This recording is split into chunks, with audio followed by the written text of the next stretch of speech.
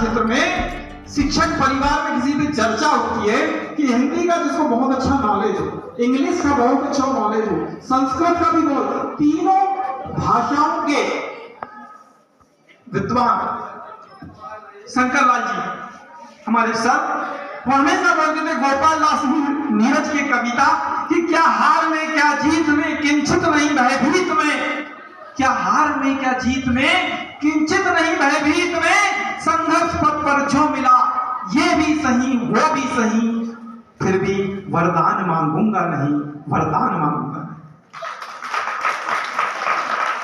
पथिक एक है लक्ष्य तुम्हारा, पथ पर आगे बढ़ते जाना, पूरे साला परिवार की तरफ से। पथिक एक है लक्ष्य आपका, पथ पर आगे बढ़ते जाना, झंझाओं की तार तार कर जीवन अपना भव्य बनाना, झंझाओं को तार तार कर जीवन अपना भव्य बनाना। हिमगिरी सा उतुंग हो, हिमगिरी सा उतुंग हो जीवन, झरनों सा कल कल बहना, पुष्पित हो मानवता पल पल, पुष्पित हो मानवता पल पल, केवल इच्छा यही आप रखना, केवल इच्छा यही आप रखना। सम्मानीय रामलाल जी। सर्वप्रथम माँ वीणा पानी को सत नमन निवेदित करता हूँ।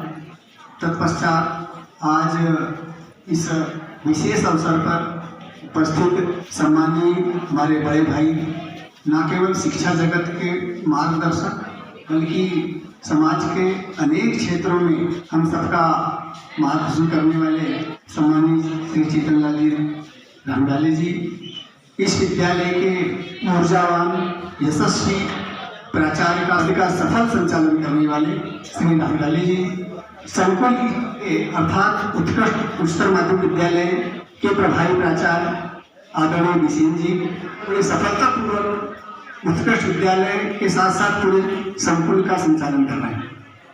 दोहिना ग्राम के सभी उपस्थित सम्मानीय नागरिक बंधुओं, इस विद्यालय के समस्त शिक्षक भाइयों बहनों और इस चीत की छुट्टी का आनंद ना लेते हुए इनसे परेशान हो रहे हैं इस कार्यक्रम के लिए ऐसे प्यारे प्यारे विद्यार्थियों, एक सरकारी आदेश होता है और हम नियुक्ति पा जाते हैं, और एक आदेश होता है और हम अपने पद से सेवानिवृत्त हो जाते हैं।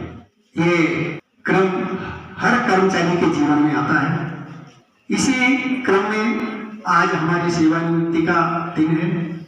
2 माह क्रम नहीं तो 42 वर्ष अर्थात 41 वर्ष 10 माह की सेवा आज मेरी पूरी हो गई। कोई कहे ना कहे, पर मेरा आत्मसंतोष से जरूर कह रहा है कि मेरी शासकीय सेवा सफल रही। इसी तरह का कोई एक नोटिस लिखित या मौखिक मुझे नहीं मिला। इतने लंबे शासकीय सेवा में अपने किसी साथी शिक्षक से, अपने अधिकारियों से कोई खटपट तू में नहीं हुई। ये मेरे लिए आत्मसंतोष का विषय है। जिन जिन लोगों का इसके पीछे हाथ है, उन लोगों के प्रति आज कृतज्ञता ज्ञापित करने का अवसर है। तो इस सर्वप्रथम मैं अपने माता पिता के प्रति कृतज्ञता ज्ञापित करता हूँ, जिन्होंने मुझे दुनिया दिखाया, साथ ही पढ़ा लिखा कर इस योग्य बनाया कि मैं अपने शिक्षकीय पद का सफलतापूर्वक निर्वहन कर सका। मैं अपने समस्त गुरुजन जिन्होंने प्राइमरी स्कूल से लेकर हायर सेकेंडरी और कॉलेज लेवल तक पढ़ाया, पर आज के दिन मैं उन्हें स्मरण कर रहा हूँ, चरण स्पर्श कर रहा हूँ। साथ ही शिक्षा विभाग में आने के बाद ये मेरा 7वां स्कूल है। 7 स्कूलों में मैंने अध्यापन कार्य किया है। इस दौरान जिन जिन शिक्षकों का, अधिकारियों का, प्राचार्यों का सानिध्य प्राप्त हुआ, आज मैं उन सबके प्रति कृतज्ञता ज्ञापित करता हूँ, उनका आभार मानता हूँ। कोई भी व्यक्ति अपने कर्तव्य का पालन तब तक नहीं कर सकता जब तक उसको उसके परिवार का सहयोग प्राप्त ना हो। इस संदर्भ में भी मैं अपने आप को भाग्यशाली मानता हूँ। हमारा संयुक्त परिवार है, शायद हमारा परिवार एकल होता मैं तो शायद मैं समय पर स्कूल नहीं आ पाता। ये संयुक्त परिवार था, कार्यों की जिम्मेदारियां कम थी, निश्चितता से हम समय पर स्कूल आते थे। मेरे माता पिता तो बहुत जल्दी चल बसे। पिताजी तो मेरी नौकरी लगने के 4 महीने बाद ही चले गए। सन 98 में हमारी माता जी चले गई। इसके पश्चात हम लोग संयुक्त परिवार में हमारे भाइयों का, भतीजों का, बहुओं का सबका सहयोग प्राप्त हुआ। सब ने ऐसी कोई बाधा उपस्थित नहीं की कि जिससे मैं अपने कर्तव्य से मुख मोड़ पाता।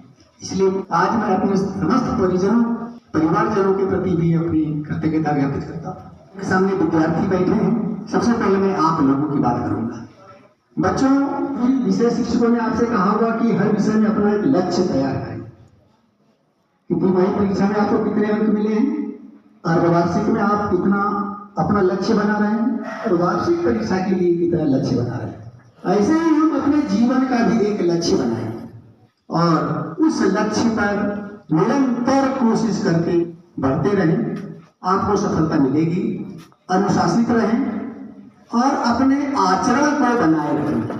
साहित्य की बात आती है तो एक छोटी सी बड़ी सरल सी कविता मैत्री शरण गुप्त की मुझे बहुत पसंद है और मैं समझता हूँ बहुत प्रेरणा देती है कि कुछ काम करो, जग में रहकर कुछ नाम करो। यह जन्म हुआ किस अर्थ का हो, समझो जिसमें यह व्यर्थ ना हो।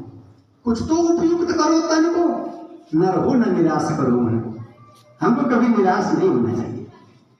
ईश्वर ने हमको 2 हाथ दिए हैं सब कुछ प्राप्त कर लेने के। प्रभु ने तुमको कर दान किए, सब वांछित वस्तु विधान किए। तुम प्राप्त करो उनको न आओ, फिर है किसका यह दोष का। निज जीवन का नित ज्ञान रहे, हम भी कुछ है यह ध्यान रहे। सब जाए अभी पर मान रहे, मरने पर गुंजित गान रहे। कुछ हो न तजो निज साधन को, न रहो न निराश करो मन को। ये पंक्तियां मैं बार बार दोहराता हूं और ये मुझे बहुत प्रेरित करती है। अभी तो आप स्कूल की परीक्षाएं दे रहे हैं। हमारा टारगेट स्कूलों की परीक्षा पास करना, अच्छे अंक प्राप्त करना है। जीवन में हमको बहुत सारी परीक्षाएं पास करना है। कहते हैं कि अभी तो असली उड़ान बाकी है, जीवन की असली उड़ान बाकी है। अभी तो बहुत से इम्तिहान बाकी है। अभी तो नापी है चंद कदम जमीन तुमने, अभी तो पूरा आसमान बाकी है। अभी तो पूरा आसमान बाकी है। आप लोग आसमान की ऊंचाइयां छुए, ऐसी आप लोगों के प्रति मेरी शुभकामनाएं हैं। मैं लंबा कार्यकाल खानी स्कूल और वहां के बाद कन्या हायर सेकेंडरी स्कूल में ज्यादा लंबा समय मेरा बीता। और खास बात यह है कि चूंकि ज्यादा समय गर्ल्स स्कूल में बीता है, इसलिए लड़कियों को हमें ज्यादा पढ़ाया है। तो उसका लाभ यह है, लड़के तो एक जगह स्थिर रहते हैं, जहां जन्म हुआ वही रहते हैं, लेकिन लड़कियां पूरे जिले क्या दूर दूर तक बिखर जाती है शादी के बाद। तो जहां कहीं भी कोई सम्मेलन होता है, कोई शादी होती है, कोई बारात होती है, चाहे यहाँ ये जिले जाए चाहे दूसरे जिले जाए, कोई ना कोई हमारी पढ़ाई हुई छात्रा मिलती है। फरवरी 20 को यहाँ ज्वाइन किया मैंने। चलो संयोग था हम आपके बीच आए। बड़ा सौभाग्यशाली रहा कि आखिरी समय में ऐसे विद्यालय में सेवा करने का अवसर मिला कि जिसका नाम जिला देश प्रदेश में जिनका अच्छा नाम है। विभिन्न क्षेत्रों में विद्यार्थी जो होते हैं निश्चित रूप से शिक्षकों की अनुच्छवि होते हैं। डॉक्टर गलती करता है तो उसकी गलती कब्र में दफन हो जाती है।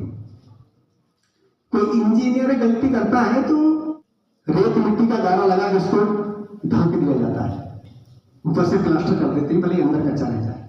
लेकिन अगर शिक्षक गलती करता है तो उसकी गलती समाज के चेहरे पर उभर कर आती है। इसलिए शिक्षक समाज का सबसे महत्वपूर्ण व्यक्ति होता है। सरकारी कर्मचारी होता है एक अलग बात, उससे हटकर भी उसका एक महत्व होता है। समाज को शिक्षक से बहुत ज्यादा अपेक्षाएं रहती है। अन्य कर्मचारी अगर कहीं अनैतिक कोई कार्य करता है, कहीं शराब पिया हुआ रास्ते में पड़ा मिल जाता है, तो उसके ऊपर समाज उतनी उंगलियां नहीं उठाता लेकिन इस शिक्षक के चरित्र में थोड़ी सी भी कमी आई तो बहुत जल्दी समाज शिक्षक को उंगली दिखाता है। यार यहाँ तक कि अगर तुमसे गलती हो गई घर में तो माँ बाप कहते हैं कोई मास्टर ने पढ़ाया, अर्थात यह शिक्षक की तोहिन नहीं है। कभी कभी हमारे शिक्षक साथी कहते हैं कि भाई शिक्षक का सम्मान नहीं होता। अरे यह समाज आपकी तोहिन नहीं कर रहा है, यह समाज का आपके प्रति अपनत्व है जो आपकी गलती के ऊपर उंगली उठा के आपको ठीक करना चाहता है।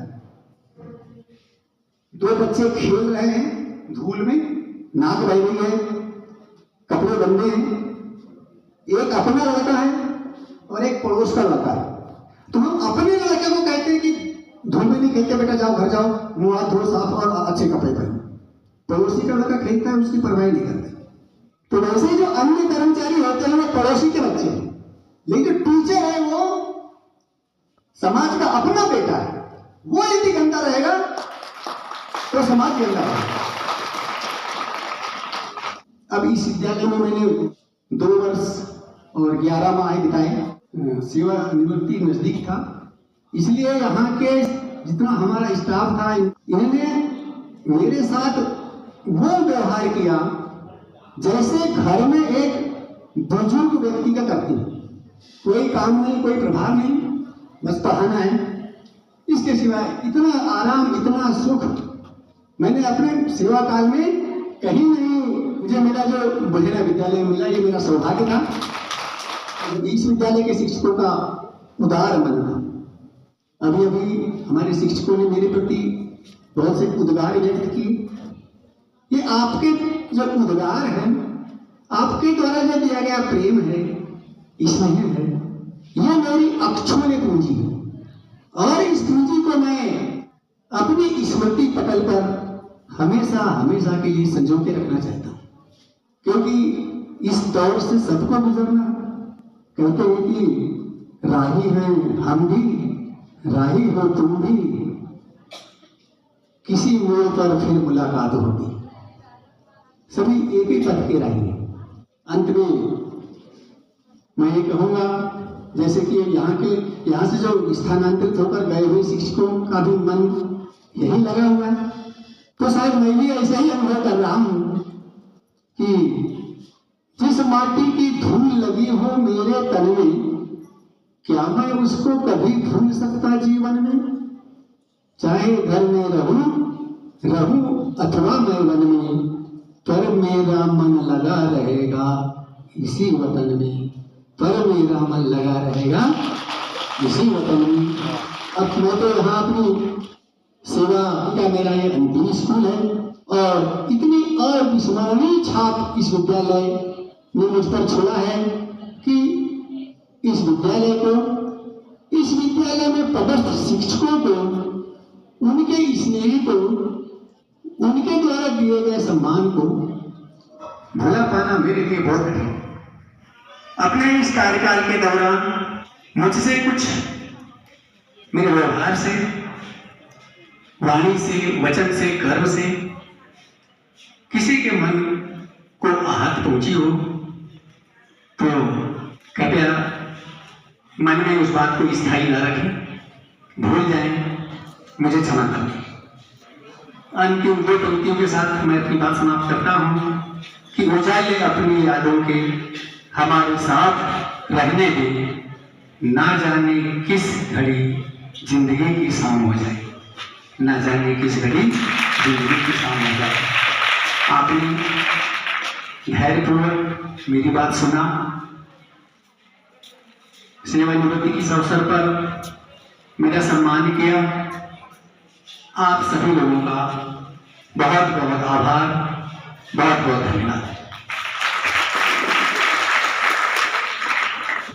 बहुत बहुत साधुवाद श्री रामलाल सर, जिन्होंने अपने अविस्मरणीय उद्बोधन जीवन के, अपने शिक्षकीय जीवन को, चाहे हमारे उनके परिवार का की यात्रा हो और इस अनेक विद्यालयों की यात्रा है जिसको जीवन की यात्रा कह सकते हैं, उन सभी चीजों से हर बिंदु को पकड़ते हुए बताया और उसमें शिक्षक सबसे महत्वपूर्ण है।